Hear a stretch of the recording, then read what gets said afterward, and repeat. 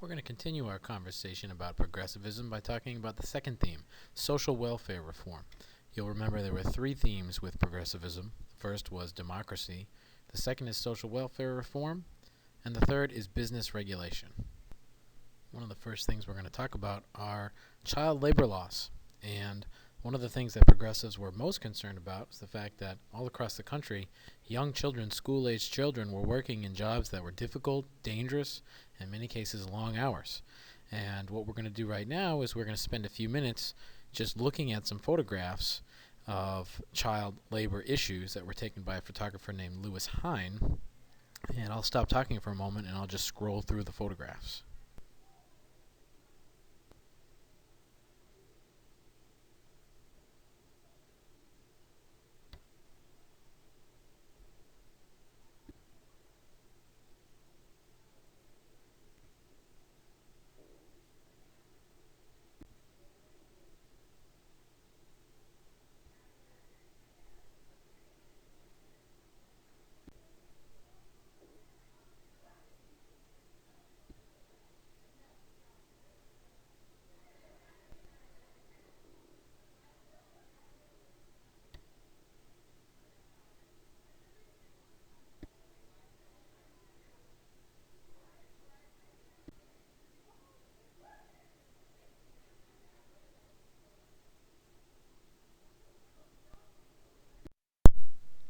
In many ways, child labor activists and progressivists are going to be successful.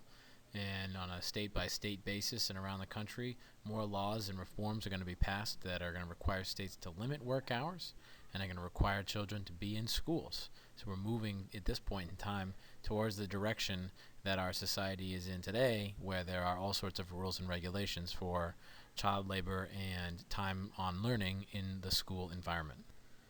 It wasn't just about child labor, though. It was also about health and safety. So children were working, but in many cases they and other people were working in dangerous conditions. And these dangerous working conditions inspired many laws that were designed to regulate work environments and make them safer.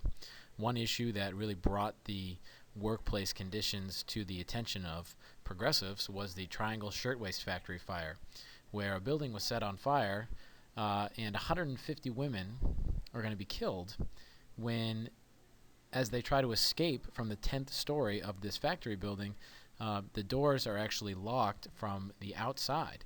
And the doors were locked from the outside because the employers did not want the women who were working there to take breaks that they weren't that they weren't allowed to take. So ultimately, you had this horrible event where many women are going to actually jump to their death. And this is really going to bring a lot of attention to the health and safety of workers and fire codes, and progressive reformers are going to try and push once again for state and local laws to make it so that workplace conditions are safe and people don't have to worry about their job causing all sorts of injuries or even worse. Also, an issue of social welfare reform was the issue of temperance, and the temperance movement was the movement to limit or even prohibit the consumption of alcohol. Many progressives thought that alcohol was at the center of problems in American life, whether it be at the workplace or at home or in politics or in the family, and they felt that by eliminating alcohol, then many of America's problems could be solved. Now, this isn't a new movement. This had been around for many years, and during the progressive movement, however, it gained a lot of traction, made a lot of progress, and eventually would result in the Prohibition Amendment to the Constitution, which did indeed ban alcohol for over a decade in America in the 1920s. This is a political cartoon from 1877 trying to show the evil influences of alcohol and how alcohol, in this particular individual's case, is represented by the devil, by serpents, and it is literally causing this man's hair to be caught on fire and for him to go completely insane. We'll talk quite a bit about the temperance movement in class, and we'll learn that the temperance movement was in many ways connected to women's organizations, and in this case the Women's Christian Temperance Union, played a large role in advocating for temperance.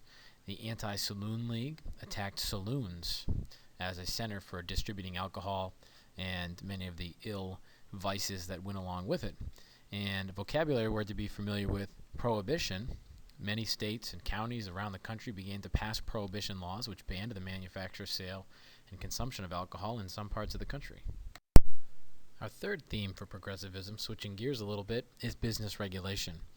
And in this case, progressives were concerned about the problem of industrialization and urbanization creating a concentration of wealth in the hands of too few individuals. So really they felt that there was a widening gap between the rich and the poor, and they felt that corporations were too large and that trusts or holding companies, which were basically ways for companies to work together and develop monopolies over certain industries, had become too powerful.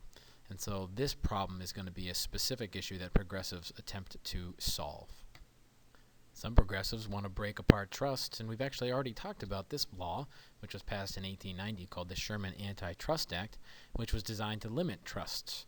And so we see an overlap with one of our previous units about politics, where progressives, in many ways, kind of grew out of earlier movements that were developing as a response to industrialization. The Sherman Antitrust Act was designed to regulate big companies and hopefully create more competition so that prices would be lower. The idea of socialism also grew and became more popular in the United States during the Progressive era, as progressives recognized that there was a larger gap between rich and poor in the United States.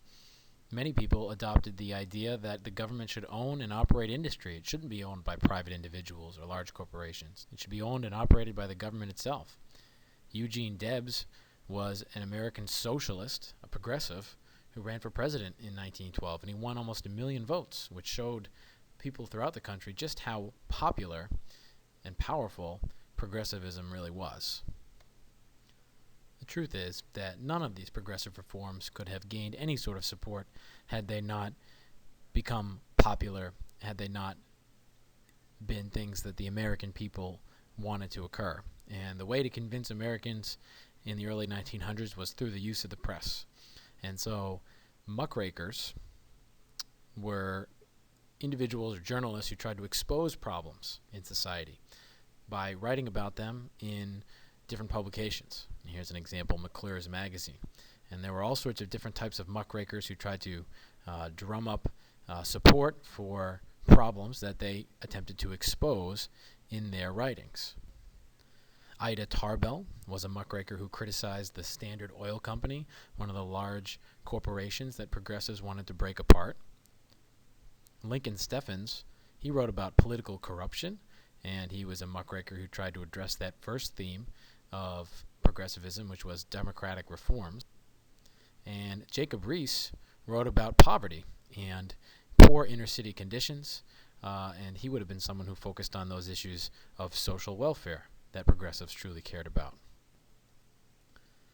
But perhaps most interestingly and most famously was a man named Upton Sinclair, who wrote a book called The Jungle, in which he described the horrible work and health conditions in meat packing plants. He was particularly concerned about social welfare.